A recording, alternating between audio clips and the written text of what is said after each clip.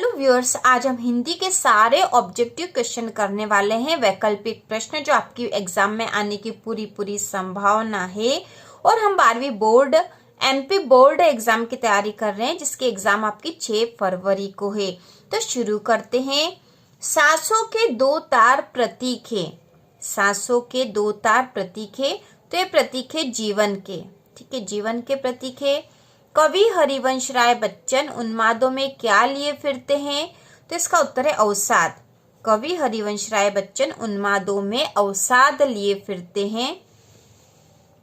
दिन जल्दी जल्दी ढलता है कविता में कवि हताश और दुखी है। तो क्यों हताश और दुखी है? परिवार से बिछुड़ने के कारण। ठीक है, परिवार से बिछुड़ने के कारण। शीघ्र अपने बच्चों के पास पहुंचने की इच्छा चिड़िया की किस क्रिया से प्रकट होती है? तो इसका उत्तर है तेज उड़ने से। ठीक है, तेज उड़ने से उसकी इच्छा प्रकट होती है कि वह अपने बच्चों के पास जाना चाहती है। इसके बाद अगला प्रश्न है, दिए गए शब्दों के जोड़ों में विरोधाभास मूलक जोड़ा नहीं है।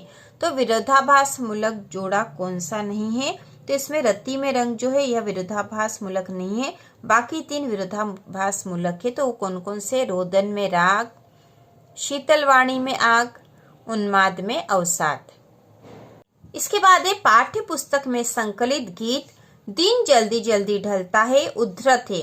तो ये कहाँ से उद्धृत है? यह निशा निमंत्रण नामक पुस्तक से उद्धृत है। निम्नलिखित में से विशेषता कुंवर नारायण की कविताओं में नहीं पाई जाती। तो कौन सी विशेषता कुंवर नारायण की कविताओं में नहीं पाई जाती? तो इसका उत्तर है अखबारी सतहीपन। यह उनकी कविताओं में नहीं पाया जाता है। इसके बाद अगला है, कवि कुंवर नारायण से शरारती बच्चे के समान खेल रही थी। तो खेल रही थी बात। इसके बाद अब मुस्कुराएंगे हम पंक्ति में हम है। तो यहाँ पे हम है दूरदर्शन। ठीक है, दूरदर्शन जो है वह हम बताया गया है यहाँ पर। अगला है, कैमरे में बंद अपाहिज में करुणा के मुखौटे में छिपी की कविता है। तो किसकी कविता है यहाँ पर? क्रूरता। करुणा के मुखौटों में छिपी क्रूरता की कविता है कैमरे में बंद अपाहिज। उषा का जादू टूटने का कारण है। तो उषा का जादू टूटने का कारण है सूर्योदय, क्योंकि सूर्योदय हो गया है, उषा का जादू टूट गया है। संपूर्ण समाज को गरीबी ने घेर रखा है। तो इसका उत्तर है रावण रूप में। ठीक है, रावण रूप में संपूर्ण समाज को गरीबी ने घेर रखा है। इसके बाद है, लक्ष्मण मूर्छा और राम का विलाप में भाषा का प्रयोग हुआ है। तो यहाँ पर भाषा है अवधि। तवाजुन कायम है। तो इसका उत्तर होगा फितरत का। ठीक है, फितरत का।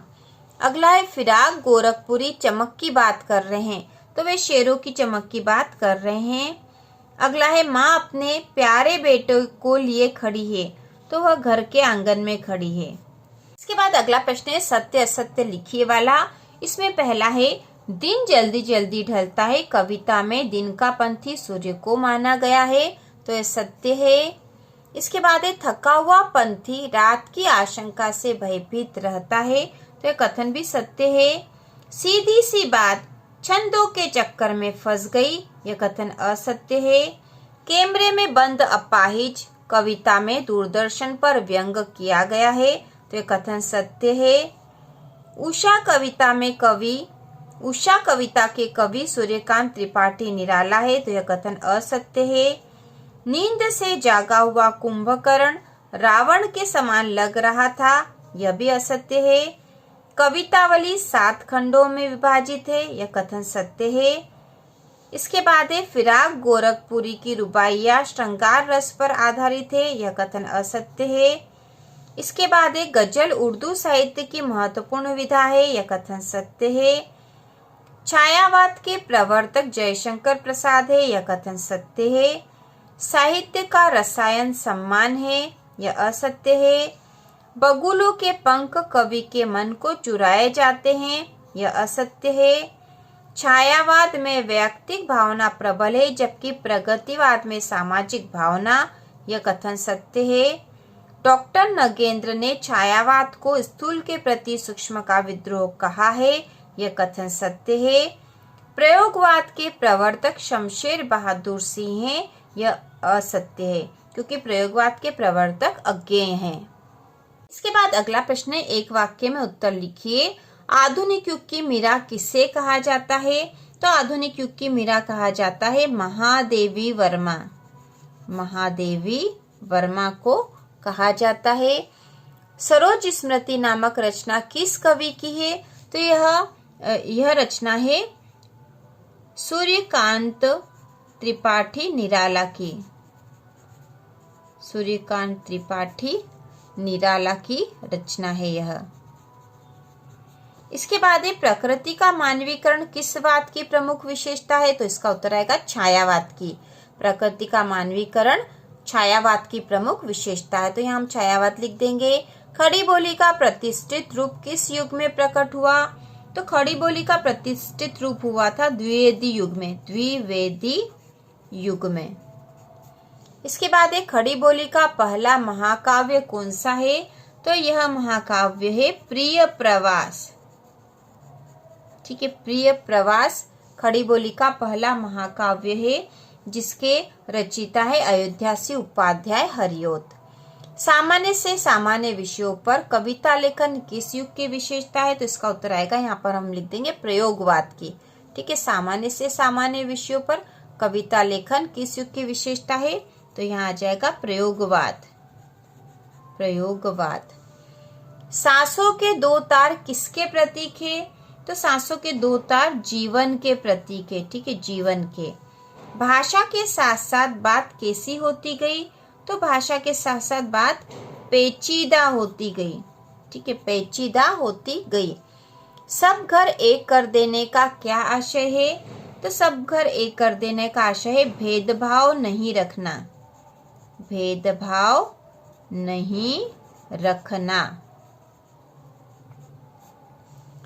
कैमरे में बंद अपाहिज कविता दूरदर्शन की किस मनोवृत्ति को दर्शाती है?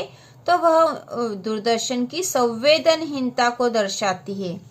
ठीक है, संवेदनहीनता को दर्शाती है। कवितावली के उत्तरकांड में कौन सा छंद है? तो इसमें कवित्त छंद है। कवित्त। इसके बाद अगला है, अपाहिज से दूरदर्शन कार्यक्रम संचालक किस प्रकार के प्रश्न पूछता है? तो इसका उत्तर आएगा अर्थहीन। ठीक है, अर्थहीन प्रश्न पूछता है। अगला है, उषा कविता में प्रातःकालीन नीला आकाश किसके जैसा बताया गया है?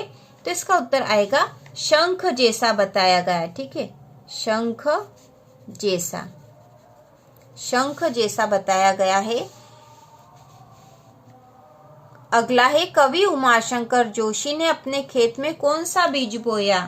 तो उन्होंने शब्द रूपी बीज बोया। शब्द रूपी बीज बोया था। शब्द रूपी बीज बोया था।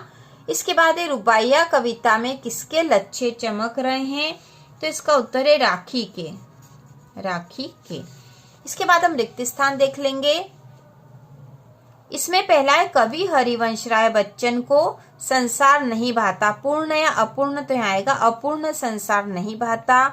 इसके बाद कैमरा एक साथ और को रोते हुए दिखाता है। तो यहाँ पे आएगा दर्शक और अपाहिज को। ठीक है, दर्शक और अपाहिज को। कैमरा एक साथ दर्शक और अपाहिज को रोते हुए दिखाता है।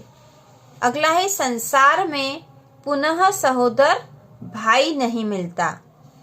प्रगतिवादी कवि शोषितों के प्रति सहानुभूति तथा शोषकों के प्रति आक्रोश का भाव रखते हैं। ठीक है, यहाँ सहानुभूति आएगा और यहाँ आक्रोश।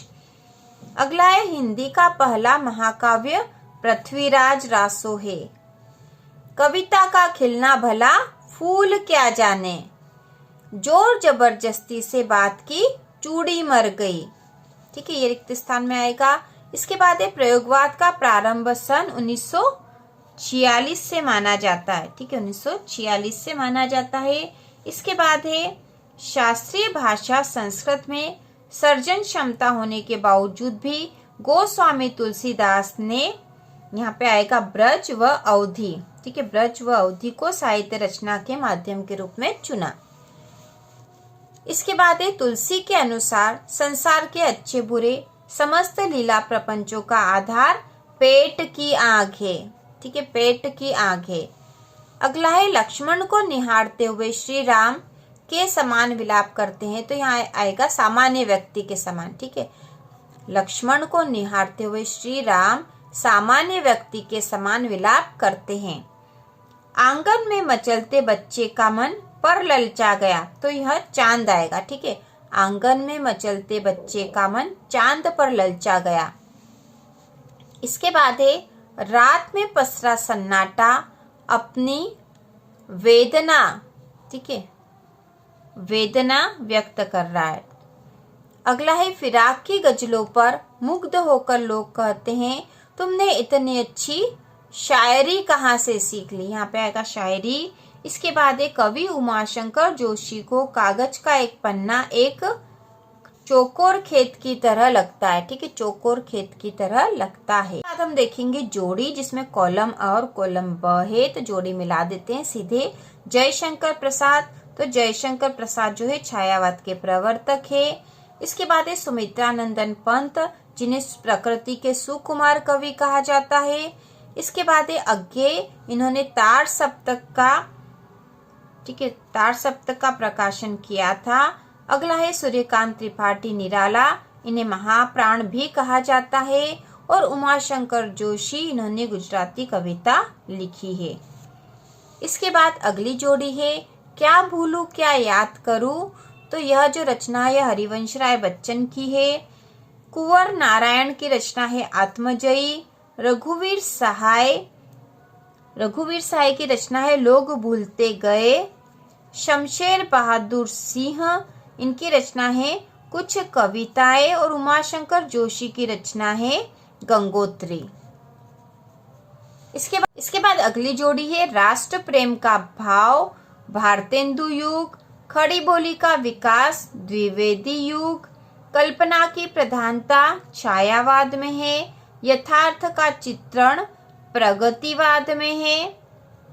और नए नए उपमानों का, ठीक है, प्रगतिवाद में, और नए नए उपमानों का प्रयोग प्रयोगवाद में। तो इस प्रकार से जोड़ी बनेगी। इस प्रकार से हमने हिंदी आरोह के सारे इंपॉर्टेंट क्वेश्चन कर लिए हैं। अगले वीडियो में हम वितान के सारे वैकल्पिक प्रश्न और 2-2 नंबर के प्रश्नों की तैयारी करेंगे।